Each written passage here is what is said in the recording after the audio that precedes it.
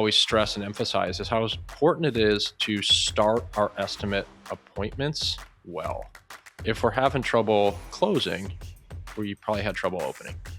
But the true problems probably happened maybe even before you got to the house or when you first arrived. Every sales rep listening to this call knows like the worst outcome is when you show up to the house and nobody's home. I've seen that play out real bad. Actually, like live in person too. I was at an estimate one time and a guy came. He was like, "You said your husband would be home." It's like, "Yeah, well, he's running late and couldn't make it. I shouldn't be here." It's like, dude, you think you're gonna get the job now?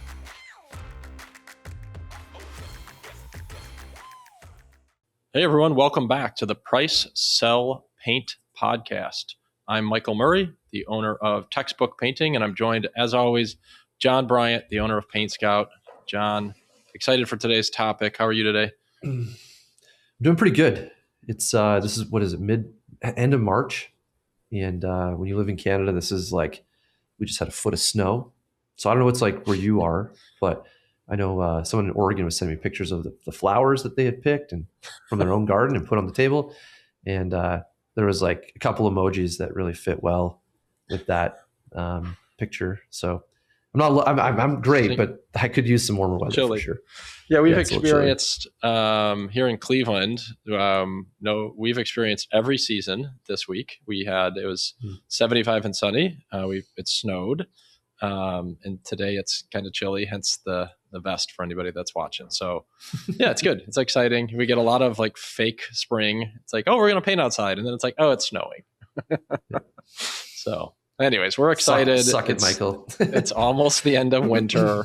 And it's the busy selling season. So we've just hired and we're in the training process with 3 new sales reps.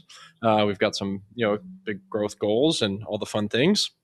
And so I've spent the last few weeks just doing some in-depth, really detailed training. And I'm excited because the one thing that I always stress and emphasize is how important it is to start our estimate appointments well. I'm sure you've heard this before, but if we're having trouble closing, we probably had trouble opening. You're familiar with that one? That's a really deep thing you're talking about. It is. I'm trying to get my head around it. So if we're not winning enough jobs, we can talk about handling objections and, how did you ask for the sale the right way? But the true problems probably happened maybe even before you got to the house or when you first arrived. That's my belief on it. I think it's hard to make up at the end for any of the mistakes or misses that might have occurred at the beginning. For sure.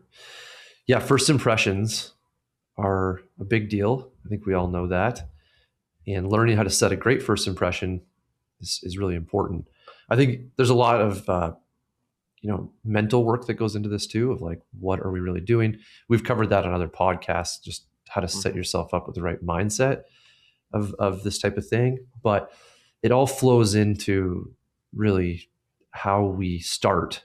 And there's a bunch of things in there that I think are important that I've learned over the years that can really, really help the customer understand how we operate, the appointment's going to look like.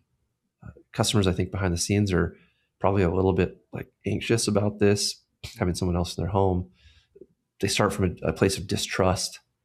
There's like, just generally people don't love having other people in their home. And so showing up, starting well, doing all these things right is really important to the process. And like you said, usually leads to good things at the end. So I'm excited to go through this. This is something that I think I take for granted now that I kind of understand this. And it's going to be fun to share it today with everybody listening. So yeah, where do you want to start? What's the best place to get into it? Yeah, I think it all starts before you arrive. So, you mentioned like that abundance mindset and things like that is certainly important. But I think like a tactical, like very practical thing that we teach is a phone call beforehand for the reps to introduce themselves. We have some emails and text messages and different things that we've automated. And I'm sure there's others on the call that have some, similar systems. But the one thing that automation often lacks is just like that personality and that just like human connection. And while that's going to happen a lot in person when we get there, I think if we can have our sales reps make a quick phone call before they go, chances of a successful outcome are a lot better. You guys do something similar? You've heard of that? Yeah, we do. Yeah, absolutely. So yeah, the office is set up the call. You're on the way. How oftentimes we're making that call day of to confirm it's still going to work. Is that how you guys do it as well? Or are you doing day before, or So how does that yeah, so my work for you? philosophy is like the sooner the better. Mhm. So what I want to do, it's just I think it depends on like what's the lag time, what's the backlog of customer, or let's say homeowner, right? They're not yet a customer, so the homeowner wants an estimate. They call on a Monday. When are they scheduled for? Are you going out there next day? Are we going out there next week? um, Mhm. what does that look like? I think the the, the best way to do it is, instead of thinking about it as like how soon before the appointment, it's how long after the original like call or the original form fill. So if the customer calls on Monday, I want to call them as the sales rep on Monday or Tuesday. I want to call them as soon as I can, because I want to capture that excitement. To make that call or to fill out that form, take some time, take some effort. There's a problem here that they're trying to solve for. And for most people, they're not just calling one company, right? Unless they've worked with you in the past or whatever, they're probably calling around.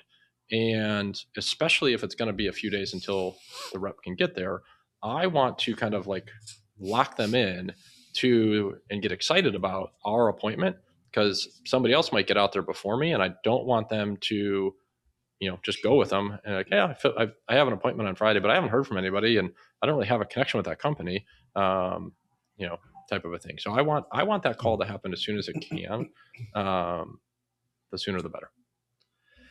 And when you say that, are like you guys are using something like Calendly or Go Book Me kind of thing to book that appointment, or how does that work for you? Yeah, we had for the longest time. Actually, last year we built our own like estimate scheduling software, which has worked really well for us.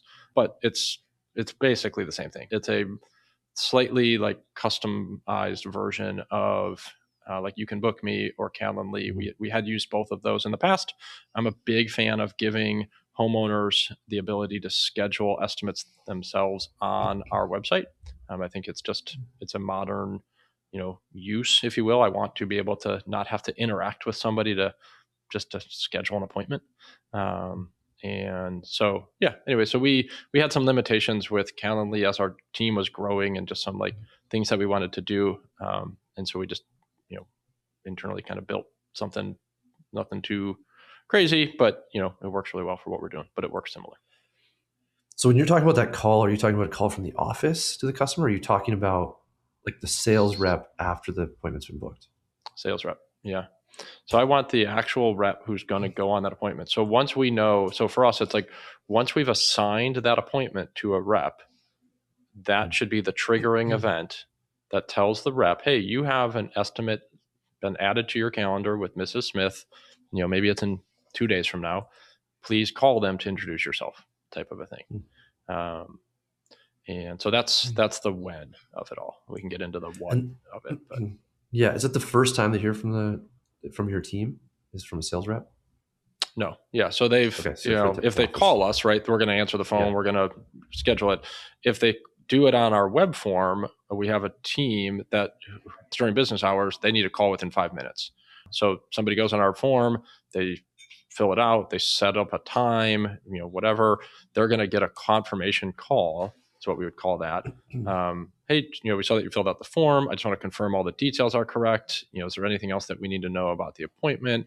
Um, you know, Sometimes maybe somebody selected an appointment, but that time doesn't really work for them all that great, and so maybe we need to give them some other options, things like that. So that confirmation call, 5 minutes, within 5 minutes after the form is submitted. um, but again, that's not like selling value or anything at that point. It's really just making sure that we've got the appointment booked and solid. Gotcha.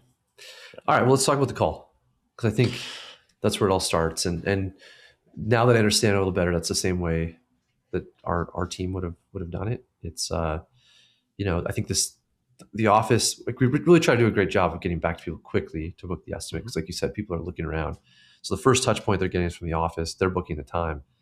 Then Yep. the sales rep is kind of then confirming the call, getting the details, maybe reconfirming if the timeline works, because it sucks to go to an estimate and find out it has to be done yesterday and you can't do it for 2 months. Sure. So doing some of that. Do you coach your team to do anything different on that call? Yeah, I mean, it depends. So I would say the first like little tip I give everybody is to text the person beforehand, because oftentimes you're calling from an unknown number.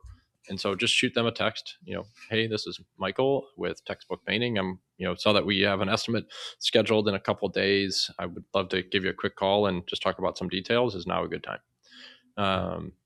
Something like that. And, they don't text you back, call them in a little bit, higher likelihood that they're going to answer. And if they don't, leave a voicemail and send them another text, ask them to call you back. That's how we teach that. From there, we want to confirm all the details. So that every sales rep listening to this call knows like the worst outcome is when you show up to the house and nobody's home. We would never do an estimate if nobody's home. We're not just going to walk around. We're certainly not just going to walk around and email it to somebody, exterior or whatever. It's like, nope, not possible. You have to be here so that we can talk to each other. We want to make sure that the scope of work is accurate, and we can talk about like what it is that you're looking for. We're not the right fit for everybody, and that's okay. So we need to meet with somebody. So we're going to confirm: are you going to be home? Do you have time for the appointment? Typically takes about 45 minutes to an hour for us to give you a good experience, and we're going to give you a price on the spot, and all those types of things. So we just want to get some of those like in the ways out of the way. And then depending on like the customer's or the prospect's willingness to have a little bit of a conversation, probably want to ask one or two questions. So do you guys have any kind of like scheduling concerns, any time frame that this needs to get completed by? Can you tell me a little bit more about the project? What is it that we're looking at? Stuff like that. For sometimes these calls can be 10 to 15 minutes, but most of the time it's all done within 4 or 5 minutes. Yeah. I think it's a great time as well to reiterate some of the unique selling points for the business, and just figure out if any of that is important or worth discussing further at the call. So things for in our world, it's been color. Color is a big one. So how you feel about color? Like, should we be talking more about that? Should I bring anything with me? Tell me more about that. Sometimes we've even gone with what type of people are you hoping to have at the home? What type of experience are you hoping to have? Kind of getting some of those unique things positioned properly. So I think it starts to, people have to hear things a few times before they remember it. Like they're going through a process of getting a number of estimates. People are going to say a lot of different things. Inevitably, they're going to mix it all up. And at the end of the job, they're going to say, well, you said that you only use subcontractors. It's like, well, where did that come from? So yeah, I want to try to reiterate a couple times. I think the quick call of asking if it's important to them is a great way to lead into then the actual appointment and the estimate and the follow up. So yeah. Yep. All right. So we've done the call. Anything else you feel like is important there?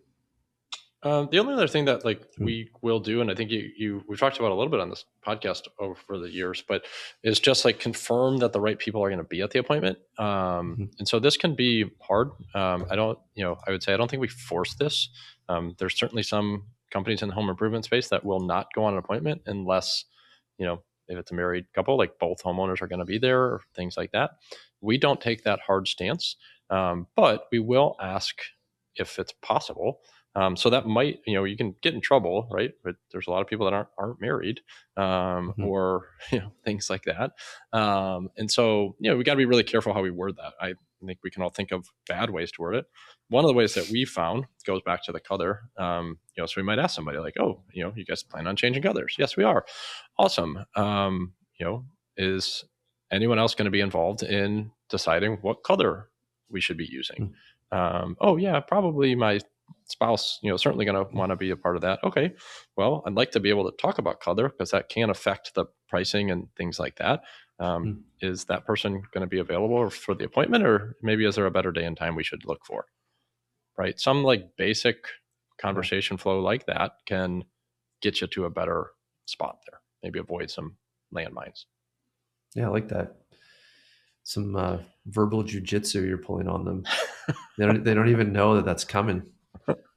I like Yeah, that. I I like don't that a know. I lot. mean, it's, it can seem like, I don't know, like salesy, I guess, but it's like the other, I mean, it is, I think like in their best benefit, if I can just talk to both of you at the same time, because then the one spouse doesn't have to try to explain to the other spouse everything that we talked about for an hour. Like I think we've probably all been in that situation where like second spouse who wasn't there is asking a lot of questions. Like, well, what did they say about this? Did you ask them about that? Like, what about this? When can they come out? And you're just like, I don't know. I didn't ask that question. I don't remember what they said. I don't know. I don't know. Like, you should have just been here for the appointment. And yeah. So anyway, so like that's our approach to it. We will, if we can have both people there, I think everybody can have a better outcome. Cool. There's like, it's such a nuanced question though. Like you got to be so careful with that one because you can really piss people off if you do it wrong. Yeah. Tell me, is your husband going to be there? It's like, right. It's the man of the house going to be there. Like, good Lord, I will not come. Yeah, I will not come. Yeah, I've seen that play out real bad. Actually, like live in person too. Like I was at an estimate one time and a guy came. It was like, you said your husband would be home. It's like, yeah, well, he's running late and couldn't make it. I shouldn't be here. It's like, dude, you think you're going to get the job now? Is that this you playing a hardball? They're like, yeah, you shouldn't be here. Like, yeah, you should. Agreed. Agreed. Yeah, agreed. Gosh. So, all right. So you made the call. You're showing up to the house. There's a few things we've talked a little bit about how to show up, like what to wear, all this type of thing. Just quick recap, I think, for those listening. This is my point of view, might not be yours, so I'm curious, but I think we sell a premium product that you don't specifically need. I know we can argue that, but ultimately, like, this is not a do-it-yourself. They're going to hire somebody to paint for them. And so we need to show up in a way that is professional enough. Like if you're showing up covered in paint looking to get the job, well, you better be cheap. If you're showing up like we do in a collared shirt and some khakis and like not skateboard shoes, I think it sets the right level for the type of person we're dealing with who can likely afford our services. Now, if you're showing up in a bunch of Gucci and a Lambo, that person's going to think you're probably too expensive. Yeah. So like you need to like figure this out a little bit to meet your brand. And I think a lot of us don't think all the time about that. We've had sales reps over the years where I'm like, you're filthy. Like you have a mustard stain on your shirt and you went to an estimate. Like, I know you didn't see that, but I guarantee the customer saw your mustard stain. The guy's like, well, you had a Tide pen. I used a Tide pen. It's like, dude, it's still a mustard stain. Like, don't do that. And so I just need to remind everybody listening that like the way you show up matters. The way that you present yourself matters. There's these subliminal things we're giving off, and take a look at yourself in the mirror and say, is someone going to buy a luxury item from me? Yeah. So anyway, that might, yeah. What do you think, Michael? Yeah, I mean, when you're bringing back fun memories. I mean, when I used to do estimates all the time, right? I think like, I don't do any estimates anymore, which is exciting. But I think most business owners have, at some point we're doing a lot of estimates, if, maybe still doing a lot of estimates. Awesome. And I was laughing because I remember like I would keep deodorant in my car. I'd keep mouthwash in my car, keep an extra shirt in my car.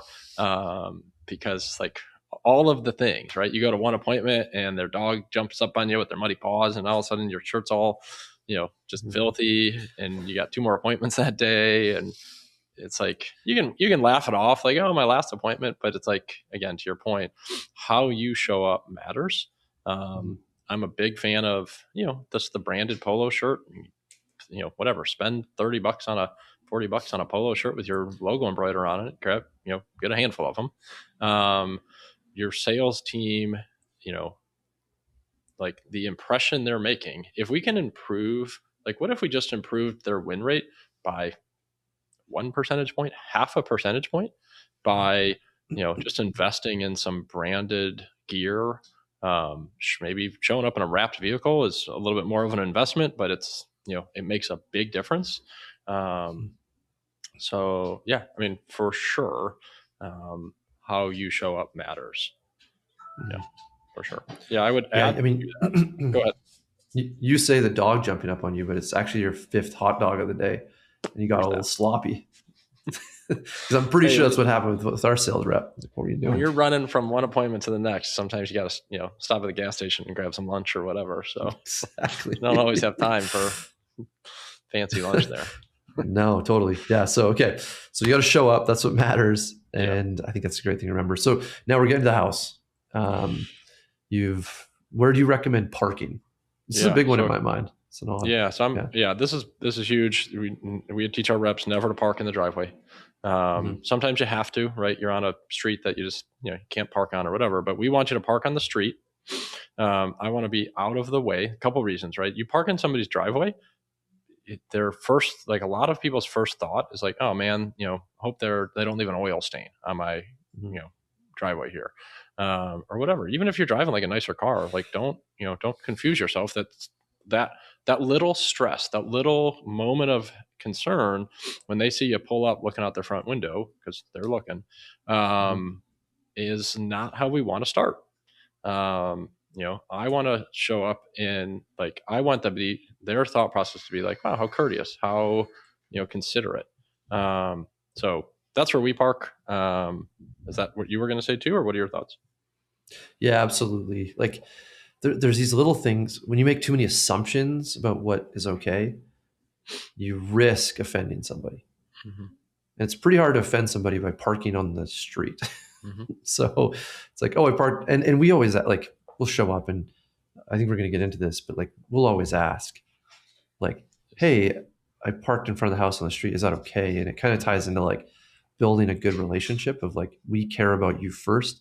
I think Mm-hmm. sometimes if you park in the driveway, what it says is I care about myself first, Yeah, it's closer. and it's closer. Yeah, I don't Yep. really care if I stay in your driveway. So what? That's not my It's my problem. right. Yeah, you invited me Yeah. over or whatever. Okay. And ultimately, I think people respond better when they realize that the appointment starts with you're being courteous and thinking about them.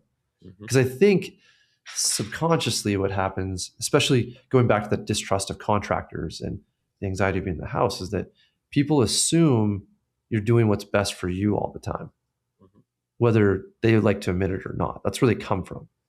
It's like this person's just gonna, give me a quote that they're gonna make money on. It's gonna work for them. They're gonna take advantage of me.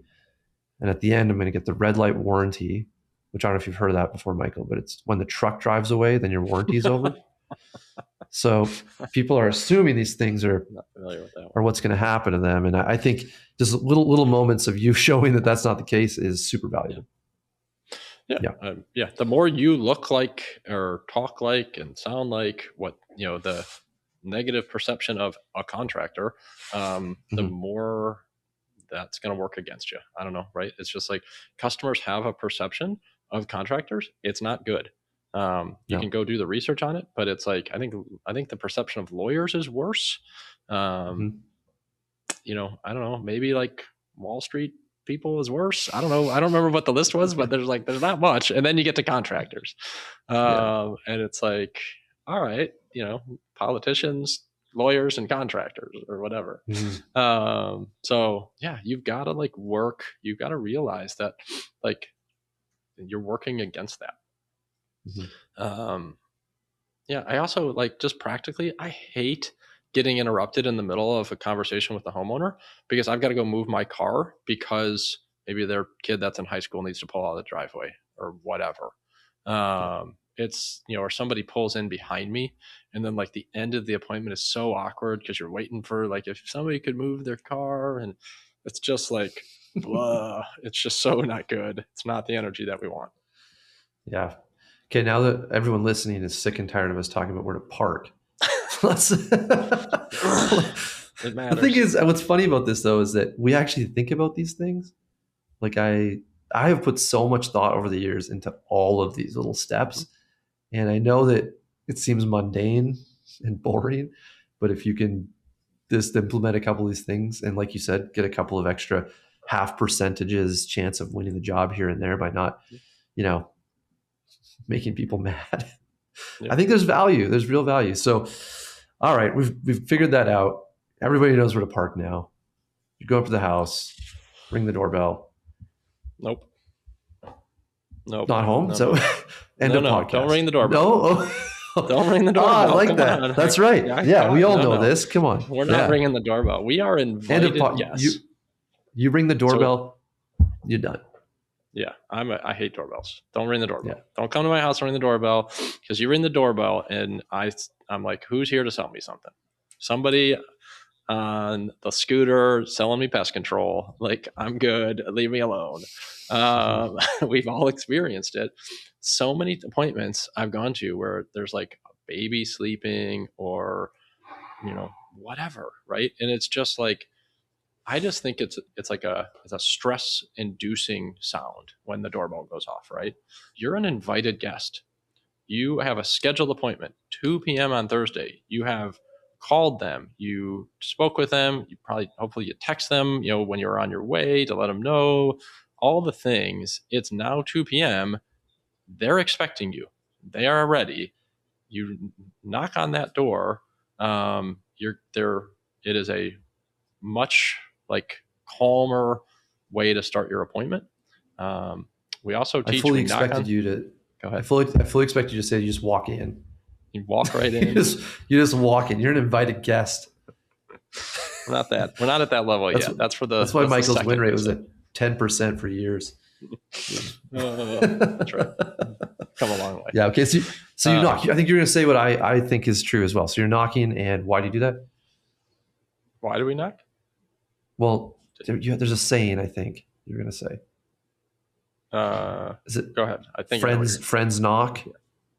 Is that the saying you were going to say? Because that's the one that comes to my mind. Is that like, if I have a friend come to my house and rings the doorbell, it's like, we're not friends. How you doing? So what are you doing? Yeah. Like, yeah. Also, my friends just come into my house, so it's a different story. Yeah, I mean, to your point, like I still remember, like when I grew up, my house was the one that like a lot of the neighborhood buddies would all like hang out at, right? My mom loved to cook for everybody, and it was awesome. It was like just sweet, right? We just ran around the neighborhood, we play all day, and and like I remember like my friends would just like show up and they would just walk in the house, and like it was normal. And, my mom would just be like, oh, down in the basement or, whatever, they're over at so-and-so's house. And like, it was like, if one of those friends would have showed up and like rang the doorbell and interrupt like whatever my mom would have been doing to come to the door and be like, what are you doing? Like, so yeah, I don't think we're at the just walk in, but I think knocking is a nice little medium spot there. I love it. Okay. So what I was going to say though is, other like psychology at work here, after I knock on the door, I want to back away from the door. So this goes back to, I learned this stuff just by like doing it for so many years, but we used to do door to door, like cold calling forever, right? When I started as a college student for many years after college, that's how I generated a lot of our work. And what I learned, I might've read it, I don't remember. It's, it's in there from somewhere, is it's an intimidating, threatening posture when you are standing face to face, shoulders squared up to that person, and you are, close to them. That's all like very intimidating, right? It's just like, it's an intimidating body language. It, in the subconscious mind of the other person, it activates that fight or flight type of response. And so we don't want any of that. We don't want those, stress, adrenaline type things going on when we show up to a customer's house. And so what we teach our reps to do, we knock on the door, we back up from the door, like a lot. If they've got a front porch, I'm back to the steps. I even want to step down the steps to make it so that I'm less intimidating. I'm not a big guy, but just, it's not about me. It's just about like human psychology. And so I'm backing away from the door. I'm going to turn myself a little bit sideways so that I'm not in a threatening stance. So that when they open the door, that like snap first impression that's happening in their subconscious mind is the one that I want, which is, excited, not feeling threatened and things like that. And as they answer the door, swing your head around. You should do that. Oh, hey. Show your good. It looks like this. That's right. That's Oh, perfect for hey. those. See Oh, I like that look too. Yeah. that? Yeah, that's good. That's a whole different vibe, but yeah. Uh, But we digress. This is what have we done? for anybody that's still So listening. That's what happens after the customer comes to the door. Let's get moving here a little bit. yeah. Okay. So All right, let's get into yeah. it. So sometimes I shake hands. I don't know. I mean, I just say, hey, what's going on? A lot of people are kind of weird about that. So come in the house, and this is where, I'm on. I'm like, the identity role is kicking in. Mm-hmm. My role is to be the most amazing person to buy a paint job from. And in order to do that, I think you have to do what we call set the table. You and I have learned this from other greats in the industry. It's not Yep. our thing. I learned it from Nolan Consulting Yep. years ago, and it's part of the Sandler system. Some of the people who follow us and listen along will be familiar with this. But ultimately, we're trying to get the customer, I think, into our system. Mm-hmm. And what can happen a lot of times, especially when I wasn't trained properly or didn't have a system to fall on, is I'd show up and be like, hey, what are we doing? And now, as soon as you've asked that question, you're into the customer system. They're really bad at sales systems. Like they're not trained. They know what they're doing. And it's the blind leading the blind. Mm-hmm. And so when I get there, my first thing is to set the table. And the way to think of that is like, you're not going to eat unless you've actually set the table. We got to do that first. Mm-hmm. So I'll walk you through what I say, and then I'm curious to know what you say, Michael, or what you train your team on. But essentially, it's like, hey, number one, thanks for having me. Mm-hmm. I parked just a little bit down the street. Is that okay? Is that going to be a problem for anybody? It's like, yeah, that's great. Perfect. Look, thanks for letting me come and bid this project for you. This is going to take about 45 minutes end to end. Does that still work for your schedule? Great. Yep. Awesome. Works for their schedule. And one thing my customers tell me is that I ask a lot of questions, and I do that because I want to learn more about what's important to you and make sure you have the outcome you want. Are you okay if I'm asking you some questions today? Yeah, sure. That sounds awesome. And then what I then say is, before we get started, can you just run me through 2 or 3 things that you're hoping you can learn today to make sure that you feel like your time was well spent? And they'll say, okay, yeah, here's the things. I'll say, great, awesome. Okay. The way this process will work is that I'd love for you to show me around the house. I'm going to go and spend some time on my own after that. And then I'd love to come back and chat. I'm going to have some pricing info, some info with the company. And I'd like to make sure that we cover those things that are important to you, and as well give you a framework for pricing to see if we're a good fit. They'll say, yeah, perfect. And the last thing I'll say is, I want to also mention that if we're not a good fit for you at any time in this process, whether it's when we're walking around, if I say something that offends you, or it's at the end when I give you a price that doesn't work for you, all I ask is this whole process that you let me know whether this is not a good fit for you. So no is totally fine. I don't get every job I get. Is that okay? I'll say, yeah, that's fine. I'll say, great. Let's get started. I'm eager to learn a little bit more about what you want to do. Love it. Yeah. How did I do? Are you buying from me? I mean, we're off to a good start, right? To me, yeah, I mean, I don't disagree with anything that you said. I'll talk about some ways that we might tweak a little bit and just put a different spin or flavor on it. But what I think it's been a while since I've done an estimate, by the way, but so let's keep that in mind. I'm rusty. It's like riding a bike, right? Yeah, something like that. I mean, I think it's setting some agenda. We're setting some direction. We're trying to make it clear as to how should this go? Like, what are your goals of this time? Here's kind of my goals. So yeah, I know I love a lot of what we just said here. I think so for us, there's like two pieces here, and it's what we call basically like the intro and the connect step in our sales system. And that intro can be really brief. It can be a little bit longer. Kind of depends on the personality of the homeowner. But yeah, to a lot of what you just said, we might have just some small talk, like, hey, how's the day going? Whatever BS about the weather or something, just to try to like warm up the conversation before we maybe get into like the agenda and things like that. Um, we like to sit down. So if we can, we Right, want to, right off the bat. yeah, yep, within like, after, again, that intro. So, even if it's an interior or exterior, it doesn't matter.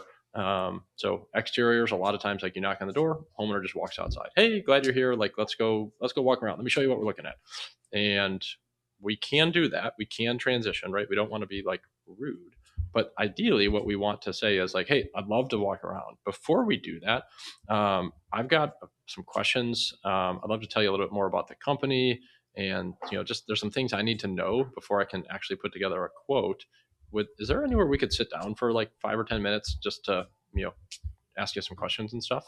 um, and sometimes customers are going to say no. Maybe, again, maybe they've got a baby sleeping inside, or whatever it is, which is fine. And it's like, okay, no worries. Maybe we'll sit at the front porch, or maybe we'll just stand here and talk. Like, we're good. But ideally, sitting down is gonna be best, right? We kind of want to slow down the process. We want to do the things that make us not look and sound like every other home improvement sales rep, right? So I think what I've seen is that most homeowners expect when you show up, first of all, what they're looking for is a price. And so they know if I'm going to get a price, I got to show you what I need a price on. So, hey, glad you're here. How's your day going? It's going well. Great. Let's go. Let me go show you what I need a price on. We need the whole outside of the house painted. We need this room painted, whatever it is. And it's just like, awesome. Timeout. I need to slow down a little bit so that we can figure out like what's important here. Because we really want to be consultative. So it's a price on what, for what? Like, do we want this to last a long time or not? I don't want to just assume that. Not every customer is looking for the same thing. Zach Kenny on his episode talked a lot about that. We talked with Zach about how important it is to ask, like a lot of questions to get to understand like what is it the customer is truly looking for, and like why, before we just start throwing prices at them. So yeah, we want to sit down. We want to ask some specific questions. Some of the questions that we always want to talk about is, basically is how long have you lived here and how long do you plan on living here? That's going to give us a lot of information just in those two questions. And well, depending on the circumstances, we might not ask them exactly in those words, but generally that's what we're trying to get to. Somebody's been here a long time, then we get to talk about like, oh, how long has it been since you painted, or what other projects have you guys had done? We get to hear about other experiences they've had with contractors, good or bad, and we're going to ask some extra questions.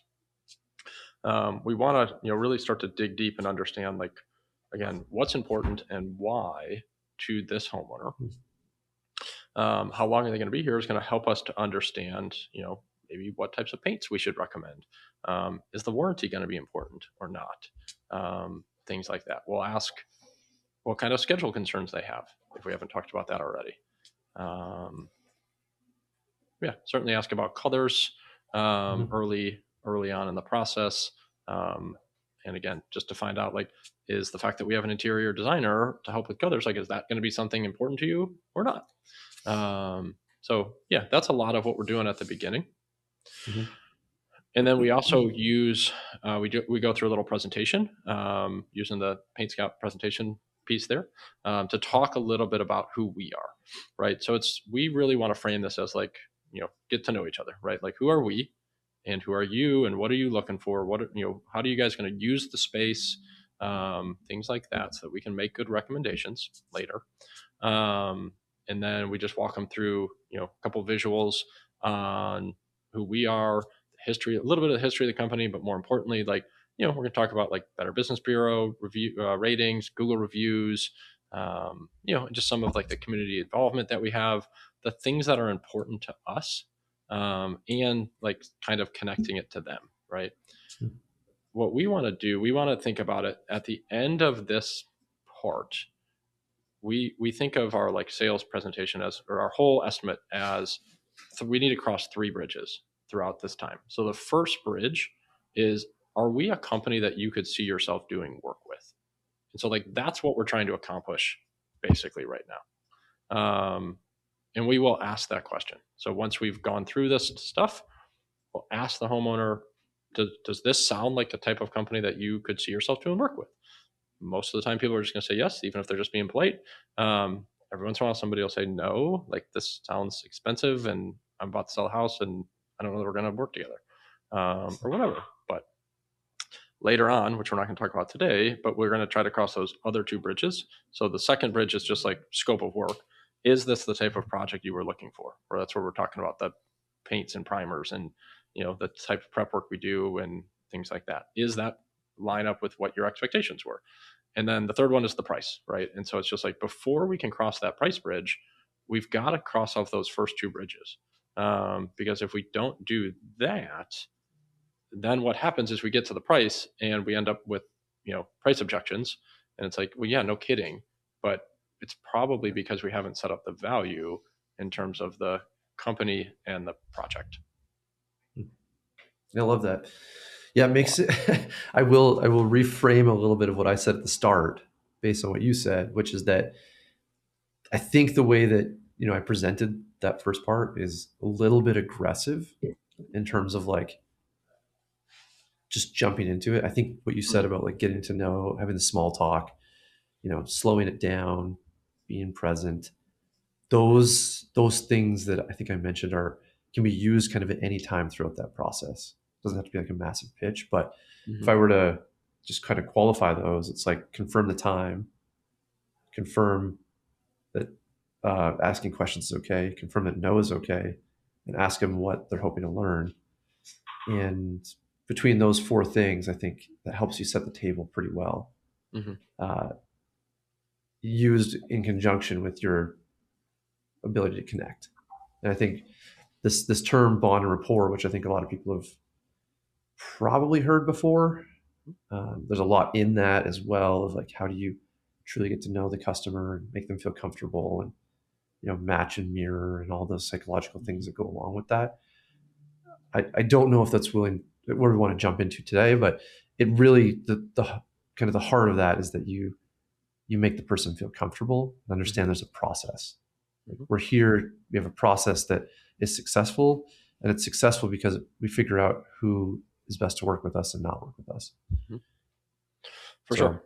Yeah, I agree. A lot of it too, like comes down to emotional intelligence, right? Because there's, we've got it. We talked about, I forget which episode it was now, but we talked about like the DISC assessments and how we want to use like that DISC like thought process as we meet homeowners and try to like where they fall, right? With somebody that's like going to be in that maybe high D bucket, they're not going to give me the time to do all these things. And that's okay. Maybe we'll talk about some of these things later on in the appointment. And it's kind of like, let's get to it. And it's like, okay, cool. Let's get to it. And we'll come back to some of these other questions. Right. So, there's a lot of emotional intelligence. It's, it doesn't take that long. This whole thing takes somewhere between 5 and 15 minutes when you first arrive, before we like start getting into the nitty gritty. What is it that we're painting, basically? Yeah. Which I think we're going to cover that in another podcast. So watch out for that. It's like, how do we get into the nitty gritty and really get the price figured out on the spot? I think is a big part of that, so that we can have that, pricing discussion with the customer, which is so vital and something that, is going to help you increase your win rate. So consider this to be part 1 of 3, and stay tuned for parts 2 and 3 over the next couple of weeks. But we're excited to go through the whole process, kind of start to finish, give you a chance to refine your sales process, and hopefully take note of a couple of these steps that Michael and I have so painfully learned over the years.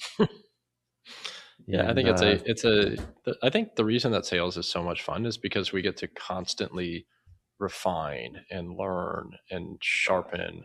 And like, there's so many little things, right? Like just the little word choices, the little body language. And we talked about like, what are you wearing? Like so many little pieces go into whether or not homeowners trust you with their project. And yeah, it's just, that's what makes this stuff fun.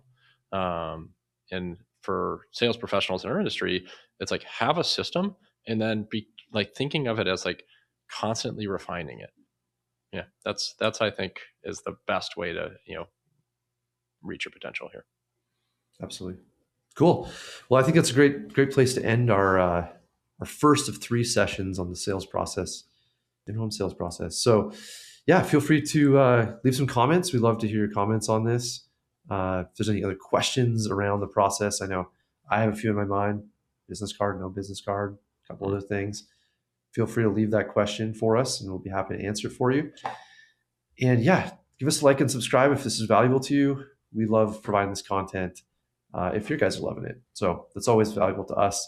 And as always, guys, we're going to see you again on an episode of Price Sell Paint sometime very soon. So thank you, Michael. Thanks, Jon. It's been fun. See ya. Guys, we'll catch you later. Bye.